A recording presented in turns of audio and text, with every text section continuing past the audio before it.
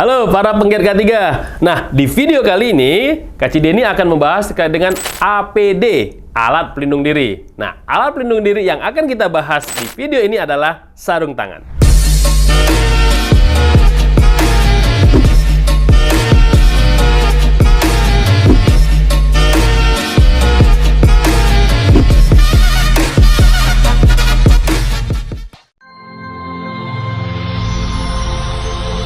Video ini dipersembahkan oleh Mediatama Academy. Training K3, langsung kerja.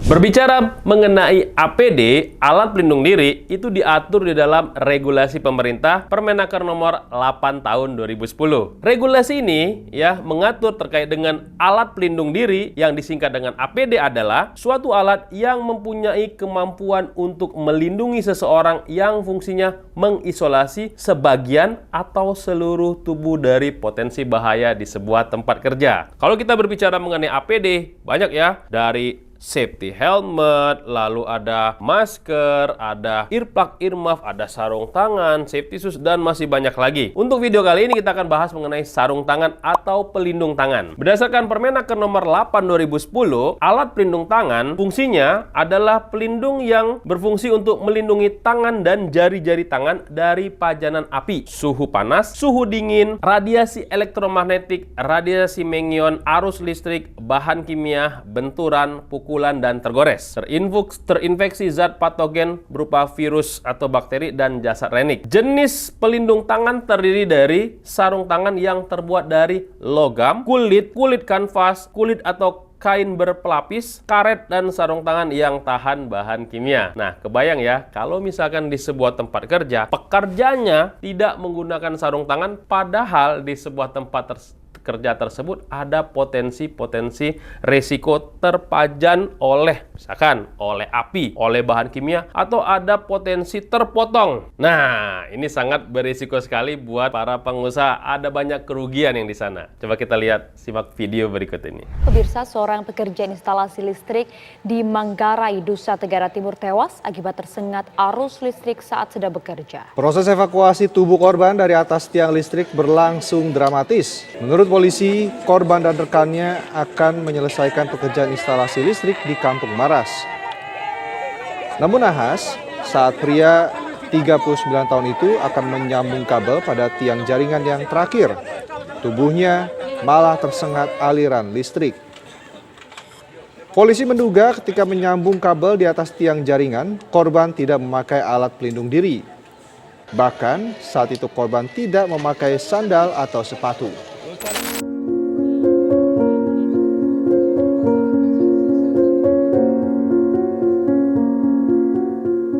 Syedrolun tak pernah terlintas di benak Hasnawi akan menghadapi cobaan terbesar dalam hidupnya. Hasnawi menceritakan musibah yang menimpanya sekitar 3 bulan lalu. Kala itu ia bersama seorang sahabat sedang membangun sebuah rumah di Pasi Masjid, Kecamatan Merubo, Aceh Barat.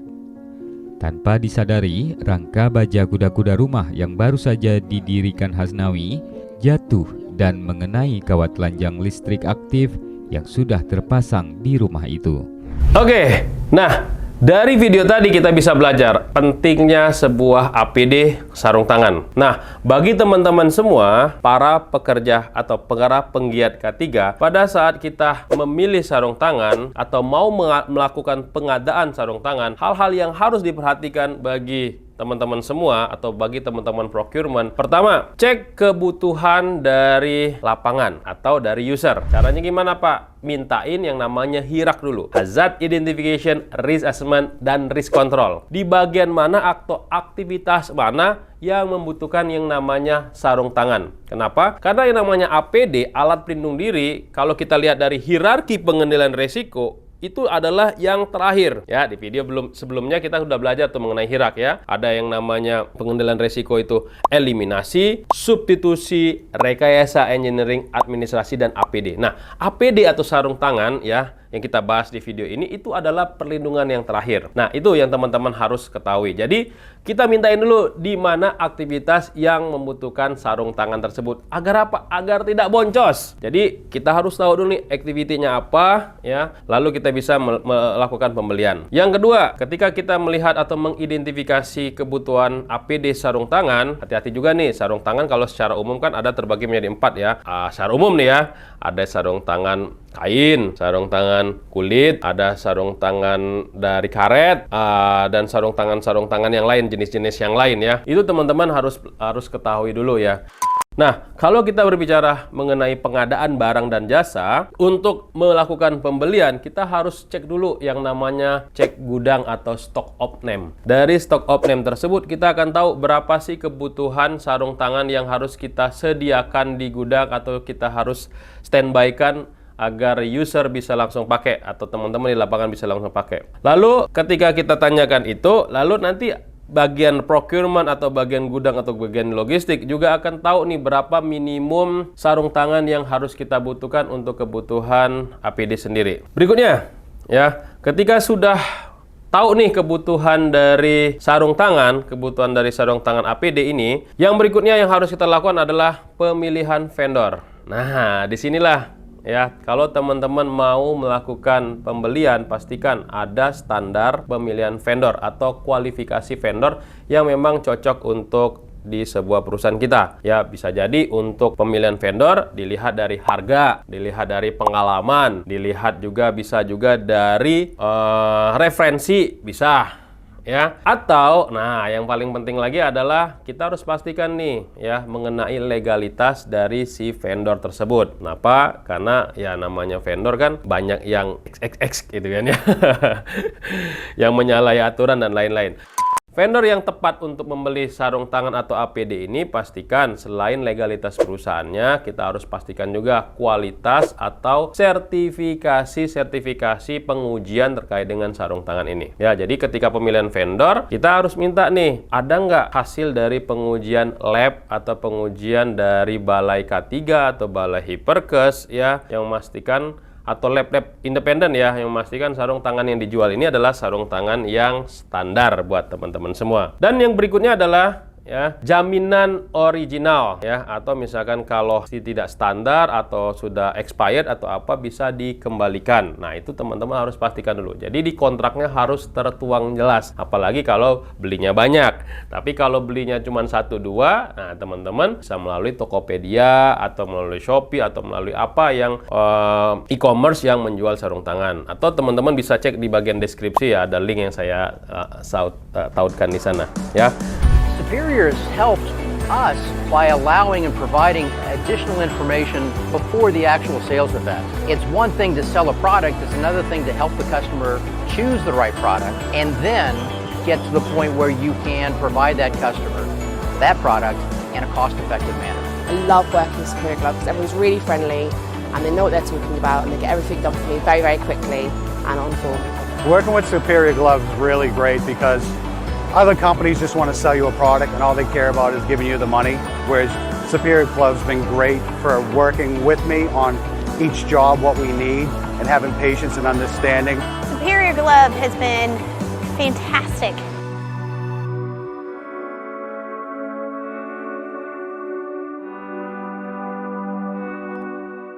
Oke, berikutnya ketika kita memilih vendor, nah tanya di vendor tersebut ya, APD yang dijual seperti sarung tangan, dia menggunakan standar apa? Nah, di Indonesia, standar produk itu dikenal dengan istilah SNI, Standar Nasional Indonesia. Nah, kalau di SNI itu tidak ada, kenapa sih kok nggak ada? Karena hampir semua APD yang ada di Indonesia ini, ya menurut saya ya, ketika saya di lapangan itu ya, hanya beberapa APD saja yang ada standarnya seperti safety shoes. Tapi sarung tangan belum ada kayaknya. Nah, ketika SNI sarung tangan belum ada, kita mengacu ke standar internasional seperti ANSI ya. ANSI ya singkatannya adalah American National Standard Institute. Ini adalah sebuah lembaga nirlaba swasta yang mengawasi pengembangan standar konsensus sukarela untuk produk, jasa, proses, sistem, dan personel di Amerika Serikat. Tujuan dari ANSI sendiri adalah untuk memberikan kepastian nih untuk setiap perusahaan ketika memilih sebuah produk, dia sudah dipastikan oh ini produk ini standarnya dari ANSI. Nah gitu ya.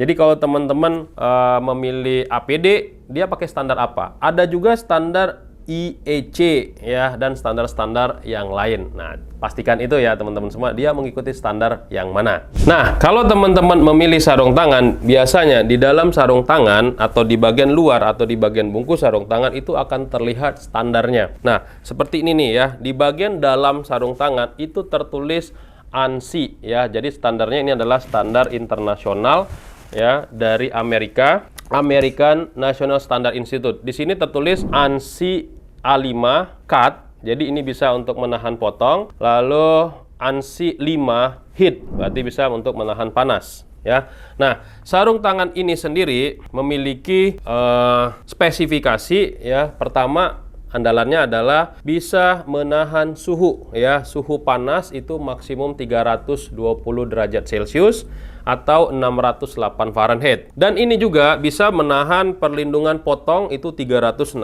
derajat. Ya, jadi kalau teman-teman bekerja di pekerjaan panas, bukan hanya di pekerjaan untuk pengelasan aja ya. Kalau pengelasan makin wah mewah banget gitu ya. Pengelasan mah cuma pakai gini doang, awal pakai ini. Ini biasanya dipakai untuk pabrik-pabrik untuk percetakan besi atau pabrik-pabrik yang memang membutuhkan sarung tangan yang bisa menahan 300 derajat Celcius ke atas. Nah, ini maksimum 320 derajat ya. Nah, itu. Yang kedua, sarung tangan ini ada manset ya, ada ukurannya. Ya, ini kalau ini ukurannya sarung tangan kulit 4 inci ini ya. Nah, ini bisa langsung dipakai kayak gini nih teman-teman. Jadi bahannya nyaman di sini kayak ada, kalau di sini tulis katun teri 100%. Teman-teman kalau dengar kata teri itu peri kayak apa? Handuk ya. Nah, ini kayak handuk banget nih ya, teman-teman ya. Nah, ini. Ya, jadi ini standarnya ANSI A5 cut dan ANSI 5 heat. Ya, ini application-nya itu untuk hot glass, casting, forging, high heat application. Nah, itu ya. Ini sarung tangan tahan suhu panas Superior Gloves Dragon namanya. Ya, nah ini kalau teman-teman mau memilih sarung tangan yang memang menahan panas lebih dari 320 derajat Celcius. Nah, berikutnya ada sarung tangan yang memang khusus las. Nah, ini sarung tangan atau namanya welding gloves. Sarung tangan Superior Gloves Endura ya 505 Mars ini merupakan sarung tangan yang terbuat dari kulit sapi yang tahan lama dan dirawat secara khusus ya. Busa tahan api dan bagian belakang dilapisi aluminium menambah perlindungan terhadap panas dan api, ketahanan terhadap terak, percikan api dan panas sekitar selama periode pengelasan tongkat yang lama. Nah, sarung tangan yang seperti ini ya untuk perlindungan panas itu maksimum 200 derajat Celcius atau 392 Fahrenheit. Nah, ini memiliki standar ANSI 3 ya, ini nih ada tulisannya ANSI 3. Jadi masing-masing ANSI itu beda-beda ya. Kalau tadi itu ANSI 5 ya. Kalau ANSI 5 ini bisa sampai dengan 320 derajat bisa menahan. Nah, kalau ini maksimum 200 derajat. Ya, kalau kita pakai, nah ya seperti standarnya sarung tangan kulit lah ya. Nah, ini dilapisi dengan busa tahan api ya, setebal itu 4 mm ya. Dijahit juga dengan serat para amid ya untuk kekuatan jahit dan ketahanan terhadap percikan api. Nih ya. Nah, sarung tangan ini bisa diaplikasikan untuk material handling metal fabrication. Jadi bisa untuk pemindahan metal-metal atau logam-logam, sheet metal handling, stick welding, termasuk juga pengelasan. Ya, jadi ini teman-teman harus pakai ya. Jadi ingat, kalau kita memilih APD sarung tangan, pastikan ada standar ANSI-nya.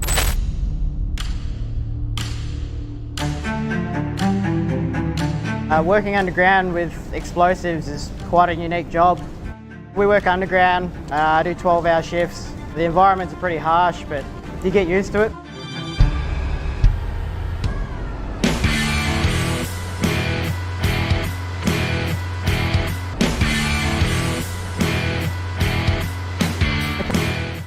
Nah, ini juga ya jenis sarung tangan dari kulit ya, bisa juga dipakai untuk pengelasan. Kebetulan Mediatama ini pakai bukan hanya pengelasan aja ya. Mediatama pakai untuk praktek ya, praktek untuk pemadaman api. Ya, jadi praktek-praktek petugas pemadam kebakaran ya yang Mediatama sering adain buat teman-teman semua nih ya. Ini menggunakan sarung tangan ini supaya teman-teman terlindungi ya. Jadi ini juga ada standarnya ANSI 4 ya dan ANSI 2. Nah ini. Ya, jadi ada Panster di tulisannya sama heat. Nah, di sini. Jadi dia bisa menahan tekanan sama panas ya. Ini ya buat teman-teman semua referensi ya kalau memilih sarung tangan, dan pastikan ada standarnya. Berikutnya, sarung tangan yang Mediatama sering pakai juga untuk praktek. Nah, ini kalau misalkan praktek-praktek teknisi listrik atau ahli K3 listrik, nah teman-teman dapat ini nih ya, free ya untuk sarung tangan ANSI 3 dan ANSI 2. Ya, sebenarnya tulisannya abrasion and puncture, tapi bisa juga untuk menahan elektrikal ya. Jadi ya daripada sarung tangan kain ya yang biasa PJK3 pakai, nah ini kita pakai untuk sarung tangan bisa menahan elektrikal, lumayan ini. Oke ya, buat teman-teman semua untuk pemilihan sarung tangan itu penting sekali, harus diidentifikasi sesuai dengan resikonya. Tips berikutnya lagi adalah ketika kita memilih sarung tangan, teman-teman perhatikan ya, yang namanya sarung tangan ya itu harus dilakukan perawatan. Nah, kalau kita sudah membeli sarung tangan, kan sarung tangan kayak gini kan harganya kan lumayan tinggi nih, lumayan mahal ya. Bukan yang tinggi ya. Nah, sarung tangan ini harus ada perawatannya nih teman-teman ya. Nanti baca petunjuknya bagaimana cara merawat sarung tangan seperti ini ya. Jangan langsung dicuci atau dicelup atau kayak gimana ya. Jadi harus lakukan perawatan. Nah, yang penting sekali ketika kita memberikan APD kepada pekerja, itu pastikan ya APD tersebut bahasanya adalah dipinjamkan atau serah terima dipinjamkan. Kenapa saya bilang dipinjamkan? Karena kalau misalkan kita langsung kasih ke pekerja, itu khawatir kalau dikasihkan jadi hak milik, jadi dibawa pulang gitu kan ya. Nah, kalau dibawa pulang ya khawatir saya bisa hilang, atau lebih parah lagi kalau pekerja harian, kalau kita kasih hari ini kita kasih, besok belum tentu dibawanya atau diganti dengan orang yang baru, kan merugikan ya. Jadi pastikan ketika memberikan APD bahasanya adalah dipinjamkan ya. Jadi ketika pagi dipinjamkan, sore dia kembalikan. Nah, itu salah satu perawatannya ya pada saat meminjamkan. Perawatan yang gimana nanti teman-teman baca lagi di petunjuk untuk perawatan sarung tangan yang memang sarung tangan memang harga-harganya yang cukup tinggi seperti ini.